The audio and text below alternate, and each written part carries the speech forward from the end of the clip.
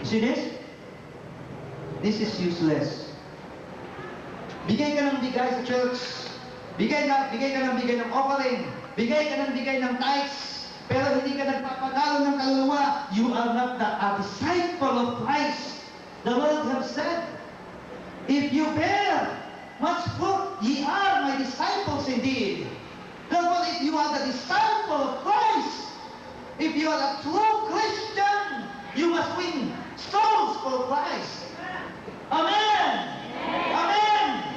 Hindi kayo nagpapanalo ng pera. Hindi kayo nagpaparamihan ng lote. Hindi kayo nagpaparamihan ng sasakyan.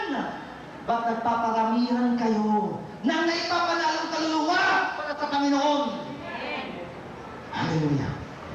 Alam niyo po ba, kapag nagbigay ka ng kaluluwa sa Panginoon, may bibigay sa iyo.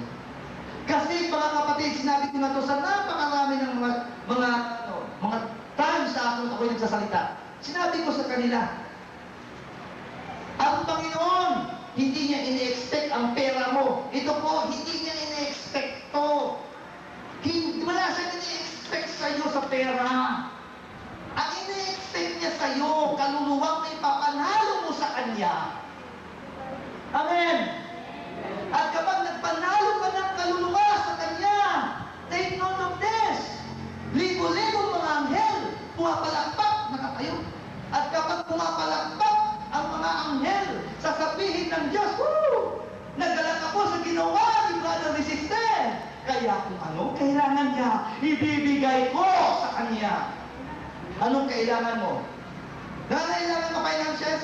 Dito, finances. Wala. O konti lang. Ayaw niyo ng financial breakthrough. Dito po, financial breakthrough. Ano pa ang gusto ninyo? Complete healing. Ano pa ang gusto niyo? Restored relationship. Take note of this. Kayang ibigay ni Lord yan. All you have to do is to win souls for Christ. But first, you must win yourself for Christ. Amen ka na amen. Pero sarili mo, hindi mo may panalo sa Panginoon. So when you win yourself to Christ, and when you win souls for Christ, ano mangyayari doon? Ano man ang itanim mo dito, bonus yan. Nakuha niyo? Alam niyo po ba, natuto po ako magtanim. Seed faith, tithes. It is not because kailangan ni Lord yan. Hindi kailangan ni Lord yan. Ang tithes at saka offering kailangan ng church. Aminin ko sa inyo, ang tithes and offering kailangan ng pastor. Amen? Balik tayo sa loving yourself. If you don't love your church, how can you love your neighbor? Amen? If you don't love your pastor, if you don't love your pastor, how can you love your neighbor? And if you cannot love your neighbor, how can you love God? Therefore, if you don't love your pastor and you don't love your church, you don't love God at all. Naintindihan nyo? Therefore, when you give your tithes and offering, it does not mean that ikaw ay, kumbaga nagbabayad ka sa pagtuturo o sa serbisyo ng church. No. Nagtatanim ka dahil gusto mo pagsilbihan ang Diyos. Ang pagtatanim po ay isang pagsamba sa Diyos.